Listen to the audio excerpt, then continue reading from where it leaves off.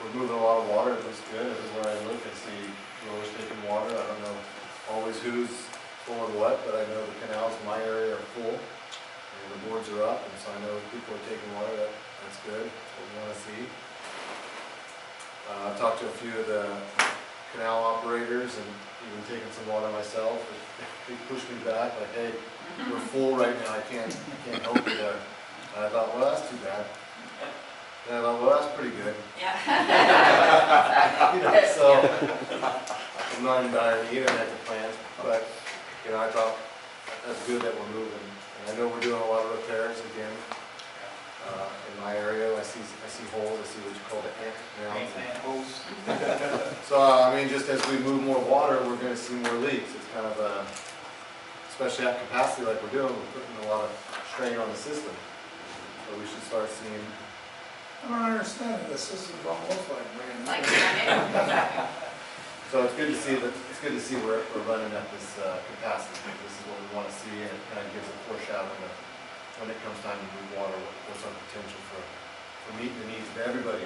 We get 15 more people, 15 more growers, then it's like, well, yeah, how are we going to service those growers? You know what, part of your point there too is somehow there's a conception outside that we can't get people to use surface water. Right. Now, you know, for years we've been talking about getting them to use it more and more and more.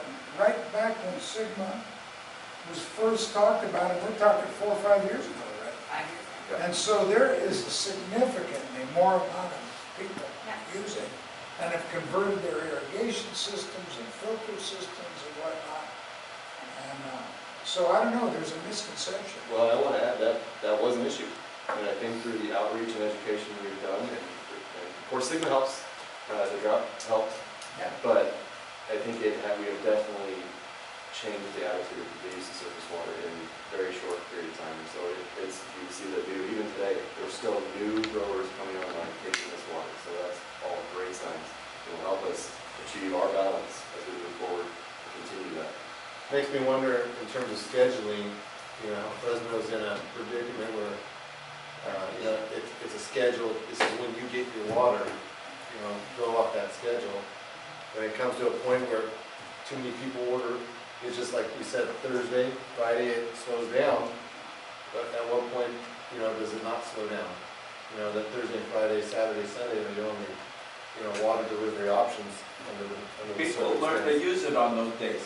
Right. Yeah. And I think that goes into a lot of things that we've been talking about, you know, at very high levels, but looking to the future is like the capital improvement program, right? And where we should focus on there, and you know, the structuring of how we're going to look as far as, you know, all of these different concepts go moving forward into the future for, you know, whether it's water pricing or different things like that. So I think, like, you know, I think all of these things are going to start to fit together very nicely for the district, and that's kind of what we're planning for. So, so your point's well taken, and I think a lot of these things are going to start being addressed as we roll different programs out. Well, it's good seeing it happen. You know, we need a year like this year. Exactly. With these strange anomalies where we shut down because of, you know, we could have been doing a lot of water during those rains. If the rains didn't occur, we probably would have been, you know, moving quite a bit of water. But to stop and then get right back into it again, and everybody hit it hard, I'm sure.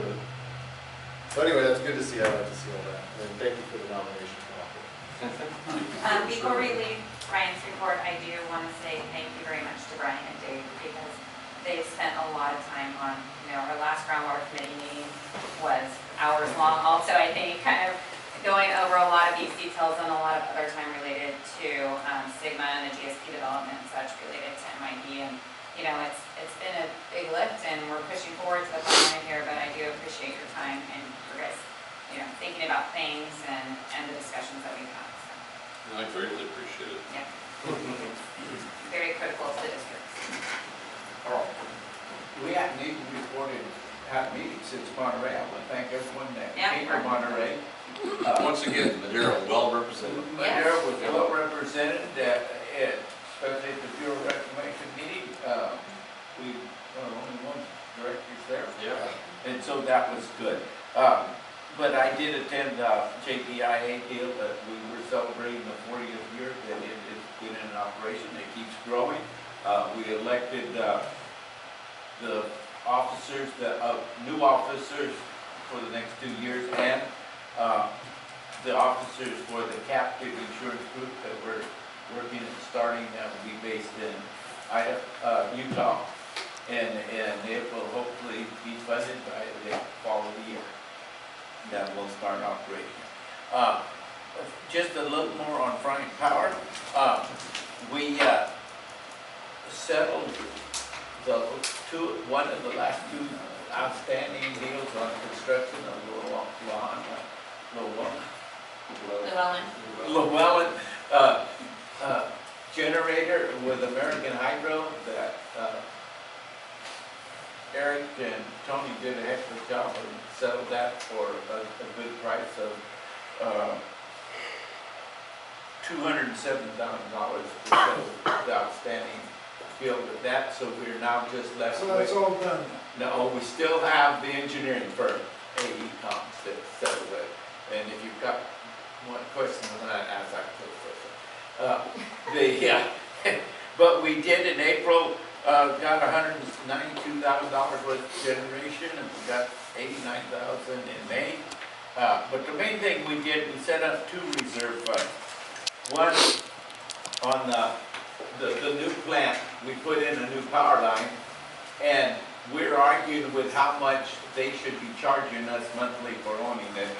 And so we have not paid any of that yet, and so we owe about $364,000. So we voted to set up a reserve fund and take that out of the June money so that we have it, and going forward, put about $11,000 plus into that account every month till we know exactly how much we're so that we have the money to pay and not have to come up with it at one time.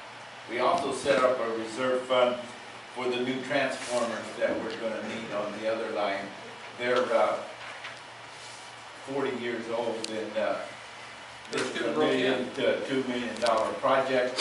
We're putting $500,000 from June revenue into there, and then when we start of the year, we'll put another $500,000 in. Our budget year there is July 1st, June 30th, and so we'll have putting that money in on a high water year, high generation year, so that we don't have, it don't hurt as bad. It's sort of like you won't miss it if it never comes to you. And I've attended a regional water managed group and some self-help DAC groups and that kind of things. Dick? Nothing to report.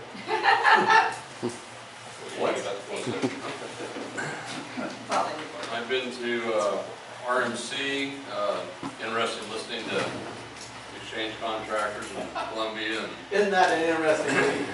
they're still kind of fighting it out with between fish screens and dam, or the sack dam and moving water, but it's definitely interesting hearing some of the other guys over there and how they're working around and how Sigma's going for them. And they're having some of the same issues, trying to get things together and working with some of these groups and so many cities and everything else. And their Sigma group, they got like 16 cities or something. Yeah. In that. It's a huge area. In that area. And they're actually, it sounds like it's moving along pretty well. How they're getting it done, I don't know, but it's been interesting. And then Bryant, last month, he went for me.